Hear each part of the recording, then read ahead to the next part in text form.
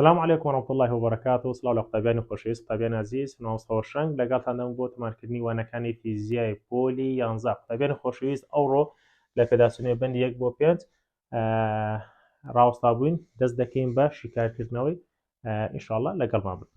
لە پرسیاری یەکەم دەڵێ ئەگەر بڕی خێرایی تەنێک بێتە دوو ئەوەندە ئایا تەوژمەکە چۆن دەگۆڕێ و چ بەسەر جوڵەوزەکەی دادێت. بابەجان تەوژم وەکو یاسا ئەگەوەری بگرین، تەوژم تەمانگو دەکاتە MV. قوتابیان تەوژم وەری بگرین، دەمانگوت P دەکاتە MV. V لەگە تەوژم پەیوەندیی ڕاستەوانەوەتە V چەند زیاد بێت تەوژمی ئەوەندە زیاد دەبێت. ئەگەر خێرایەکە بێتە دوو ئەوەندە کاتە تەوژمەکەش دەبێت چەند دوو ئەوەندە.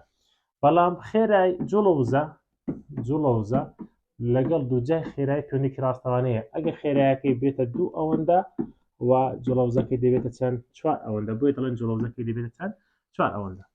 لە پرسیاری دوم دەڵێ یارجانێک گلۆ باوەڕدا کە دەتوانێت تۆپێکی سپارستایی 0.145 کیلۆگرام بگرێتەوە. ئەو بارستایی تەوژمێک هەڵدا کە یەکسان بێ بە تەوژمی چێ؟ تەوژمی ئەو گولەی کە بارستایەکەی 3 گرامە، خێرایەکەشی ئەوەندەیە. دووشتمان هەیە بابە تۆپمان هەیە لەگە گولە. فکری ئەو پرسیاری لەکوێدا بابی من لەکن خۆت ئاماژەی پێ بکە. لێرە دەڵێ تەوژمی یەکسان دەبن، کەواتە دەڵێ چی؟ دەڵێت تەوژمی گولە یەکسانە بە تەوژمی تۆپ.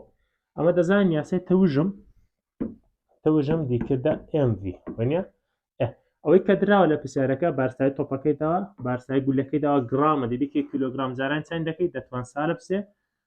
بارستای گولەکە و تۆپەکەش یەکسان دەکەین، ئەوە گولە باشە و خێرای گولەکەشی داوە. دەڵێن چی؟ دەڵێن بارستای تۆپ جاران خێرای تۆپ و یەکسانە بارستای گولە جارانی چی؟ خێرای گولە. دەمانەوێت چ بدۆزینەوەمە؟ لەبیرت ناچێت ئەمە دەمان هەوێت خێرای تۆپەکە بدۆزینەوە. جاگە خێرای تۆپ دۆزیەوە، خێرای تۆپ دۆزیەوە، بارستای تۆپەکە ڕێگەستە بن کەرتەکەی بۆ شێوەیە یاسایەکە ڕێک دەخەی. بارستای گولەکەمان 3 جاران بتوان سالب 3 و خێرای گولەکەم 1.5 بتوان 3 و بارستای تۆپەکەمان 0.145 کیلۆگرامە دابەشان دەکەین بەو شێوە خێرای تۆپەکەمان دەست دەکەی کە دەکات 31 مەتر بەسەر سێکەند. دەڵێ کامیان جوڵەوزەی زیاتری تۆپەکە یان گولەکە؟ تەمانەتە جوڵەوزە یاساکەی دیدۆزیەوە، ئەگەر بیدۆزیەوە جوڵەوزەکەی بدۆزیەوە، جوڵەوزەکەی ئاسان دەتوانین دۆزیەوە، ئەویشیان بە یاسای چی بابە؟ یاسای جوڵەوزە. یاسای جوڵەوزەمان هەبوو، دەمانگو 1/2 MV تواندوو ئەو بۆ تۆپەکە، ئەوکەی کەشیان بۆ گولەکەش بە هەمان شێوە 1/2 ئێمی گولە ڤیتواندوی گولە. تاوان جوڵەوزەی گولەکە زیاتر نای بڵێ تۆپەکە، بۆ چونکە خێرای چێ زیاتر بێت جوڵەوزەکەوی زیاترە. پاشەوەی کە بارستایی خێرایەکەیان دادەنینەوە تۆپەکە، جوڵەوزەکەمان بۆ دەرەچێت دەکات چەند دەکات 69.7 جۆڵ و هی گولەکەش یاسایەکە نەفریشت بارستای گولەکە و خێرای گولەکەمان هەیە تواندوی دەکەین و جارانیان دەکەین جوڵەوزەی گولەکەمان دەست دەکرێت. جوڵەوزەی گولەکە زیاتر لە جوڵەوزەی چێ؟ تۆپەکە. ئەو هەر ئاسانەوە نیە، زەحمەت نییە.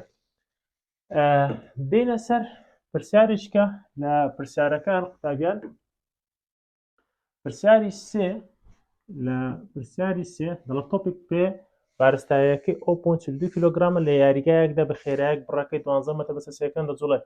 یەکێک لە یاریزانەکان شەقێک لە تۆپەکەدا بە جۆری خێرایەکەی دەکاتە 18 مەتر بەسەر سێکەند و لەسەر هەمان ئاڕسە دەمێنێتەوە. گۆڕانی تەوژمی تۆپەکە چەندە؟ تەماشاکە بابە لێرە کوتی گۆڕان لە تەوژمی تۆپەکە چەندە؟ گۆڕان لە تەوژم یعنی دەڵتا پی. کە دەڵێ دەڵتا پی ئەتۆ دەیە بزانی دەڵتا پی دەکاتە بە دوو جۆر دەتوان بنووسرێت. دەتوانین بنووسی دەڵتا پی دەکاتە پی فاینەڵ کەم پی ئینیشەڵ، هەرێک لە پێکەم دۆزی و کەمیاکە، یانی دەتوانین بڵێ ئێم کەوانە ڤی فاینەڵ کەم ڤی ئینیشەڵ کەوانی دادەخەوە. ڤی فاینەڵت هەیە، ڤی فاینەڵ ئەوە هەیە، ڤی ئینیشەڵش هەیە، بارستاییش هەیە، هەرێکیان دادەنێەوە گۆڕان لە تەوژمەکەی دۆزیەوە. لە لەقی بائی پرسیارەکەدا دەڵێتی دڵ ئەو هێزە نەگۆڕە بدۆزەوە کە یارزانەکە دیخەسە تۆپەکە کاتێک قاچی بە تۆپەکەوە بۆ مای 0.02 سێکەند بمێنێتەوە. ئەوش یاسای چ بەکاردێنی؟ یاسای پاڵ. ئەگەر ئێف دۆزیەوە ئەو دەڵتاتی ڕێک دەستە بن کەرتەکە دەڵتاتی بەسەر دەڵتاتیمان دیتەوە وە کاتەکەشی داوە دابەشی دەکەی و هێزەکە دەدۆزیەوە. پرسیاری چواریش دەڵێت کاتێک هێزێک کار دەکات سەر تەنێک ئایا هەمیشە هێزی گەورە بەراورد بە هێزی بچووک دەبێتە هۆی گۆڕانی تەوژمەی تەنەکە؟ شەرت نییە، ئاگادار بە.